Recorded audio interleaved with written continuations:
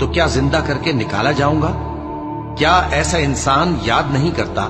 کہ ہم نے اس کو پہلے بھی تو پیدا کیا تھا جبکہ وہ کچھ بھی چیز نہ تھا؟ سو تمہارے پروردگار کی قسم ہم ان کو جمع کریں گے اور شیطانوں کو بھی،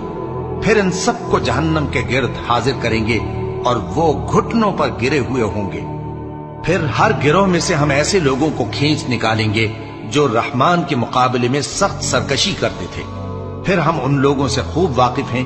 جو اس میں داخل ہونے کے زیادہ لائق ہیں، اور تم میں سے کوئی شخص نہیں مگر اسے اس پر گزرنا ہوگا، یہ تمہارے پروردگار پر لازم ہے، مقرر ہے۔ پھر ہم پرہیزگاروں کو نجات دیں گے اور ظالموں کو اس میں گھٹنوں کے بل پڑا ہوا چھوڑ دیں گے۔ اور جب ان لوگوں کے سامنے ہماری آیتیں پڑھی جاتی ہیں تو جو کافر ہیں وہ مومنوں سے کہتے ہیں کہ دونوں فریق میں سے مکان کس کے اچھے اور مجلسیں کس کی بہتر ہیں، اور ہم نے ان سے پہلے بہت سی امتیں ہلاک کر دیں، وہ لوگ ان سے ٹھاٹ باٹ اور نمود و نمائش میں کہیں اچھے تھے۔ کہہ دو کہ جو شخص گمراہی میں پڑا ہوا ہے رحمان اس کو آہستہ آہستہ مہلت دیا جاتا ہے، یہاں تک کہ جب اس چیز کو دیکھ لیں گے جس کا ان سے وعدہ کیا جاتا ہے، خواہ عذاب اور خواہ قیامت، تو اس وقت جان لیں گے کہ مکان کس کا برا ہے اور لشکر کس کا کمزور ہے۔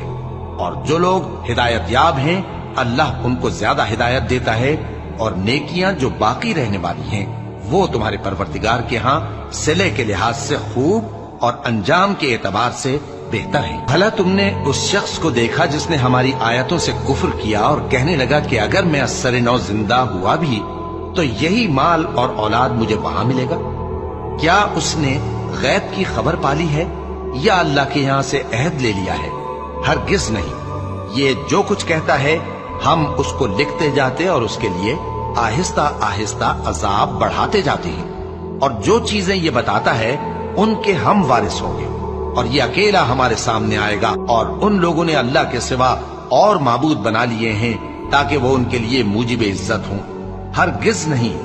وہ معبود ان کی پرستش سے انکار کریں گے اور ان کے دشمن و مخالف ہوں گے۔ کیا تم نے نہیں دیکھا کہ ہم نے شیطانوں کو کافروں پر چھوڑ رکھا ہے کہ وہ ان کو خوب اکساتے رہتے ہیں؟ تو تم ان پر عذاب کے لیے جلدی نہ کرو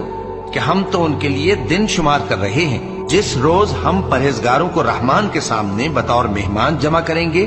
اور گناہگاروں کو دوزخ کی طرف پیاسے ہانک لے جائیں گے، تو لوگ کسی کی سفارش کا اختیار نہ رکھیں گے مگر جس نے رحمان سے اقرار لے لیا ہو، اور کہتے ہیں کہ رحمان بیٹا رکھتا ہے۔ ایسا کہنے والوں، یہ تو تم بری بات زبان پر لاتے ہو۔ قریب ہے کہ اس جھوٹ سے آسمان پھٹ پڑے اور زمین شق ہو جائے اور پہاڑ پارا پارا ہو کر گر پڑے کہ انہوں نے رحمان کے لیے بیٹا تجویز کیا،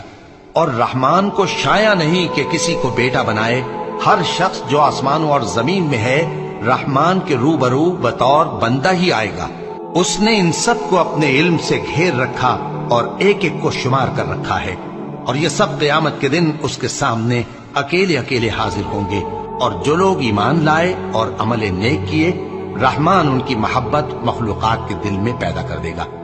اے پیغمبر صلی اللہ علیہ وآلہ وسلم، ہم نے یہ قرآن تمہاری زبان میں آسان بنا کر نازل کیا ہے تاکہ تم اس سے پرہیزگاروں کو خوشخبری پہنچا دو اور جھگڑالوؤں کو ڈر سنا دو، اور ہم نے ان سے پہلے بہت سے گروہوں کو ہلاک کر دیا ہے۔ بھلا تم ان میں سے کسی کو دیکھتے ہو یا کہیں ان کی بھنک سنتے ہو؟